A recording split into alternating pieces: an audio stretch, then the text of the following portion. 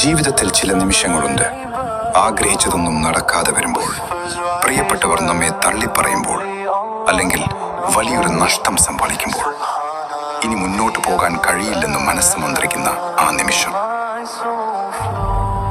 ഇത്തരം സങ്കടങ്ങളിൽ തളർന്നിരിക്കുന്നവരോട് പടച്ചതമ്പുരാൻ പറയുന്നത് എന്താണെന്നറിയുമോ? എന്റെ ദാസന്മാരെ, നിങ്ങൾ അള്ളാഹുവിന്റെ കാരുണ്യത്തിൽ നിരാശപ്പെടരുത്. തീർച്ചയായും അവൻ എല്ലാ പാപങ്ങളും പൊറുക്കുന്നവനാണ്. നമ്മൾ എത്ര തെറ്റുകൾ ചെയ്താലും എത്ര തളർന്നാലും അവന്റെ കാരുണ്യത്തിന്റെ വാതിൽ നമുക്കായി എപ്പോഴും തുറന്നു കിടപ്പുണ്ട്. തളർന്നിരിക്കുന്നവരോട് പടച്ചവൻ പറയുന്നത് എന്താണെന്നറിയുമോ? എന്റെ ദാസന്മാരെ, നിങ്ങൾ അള്ളാഹുവിന്റെ കാരുണ്യത്തിൽ നിരാശപ്പെടരുത്. തീർച്ചയായും അവൻ എല്ലാ പാപങ്ങളും പൊറുക്കുന്നവനാണ്. നമ്മൾ എത്ര തെറ്റുകൾ ചെയ്താലും എത്ര തളർന്നാലും അവന്റെ കാരുണ്യത്തിന്റെ വാതിൽ നമുക്കായി എപ്പോഴും തുറന്നു കിടപ്പുണ്ട്. മനസ്സ് തകർന്ന സമയത്ത് നാം ഒന്ന് ക്ഷമിച്ചു പിടിച്ചു നിന്നാൽ, ആ ക്ഷമയ്ക്ക് ശേഷം അള്ളാഹുവിന്റെ ഒരു കെട്ടിപ്പിടുത്തമുണ്ട്. അത് അനുഭവിക്കാത്തവർക്ക് അതിന്റെ സുഖം അറിയില്ല.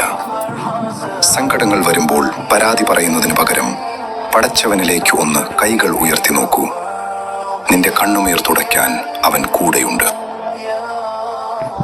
ഓർക്കുക, രാത്രി എത്ര കഠിനമായാലും ഒരു പുലരിയുണ്ട്. നിന്റെ ക്ഷമയ്ക്കുള്ള പ്രതിഫലം അല്ലാഹു നിനക്ക് നൽകുക തന്നെ ചെയ്യും. പ്രത്യാശയോടെ മുന്നോട്ട് പോകുക.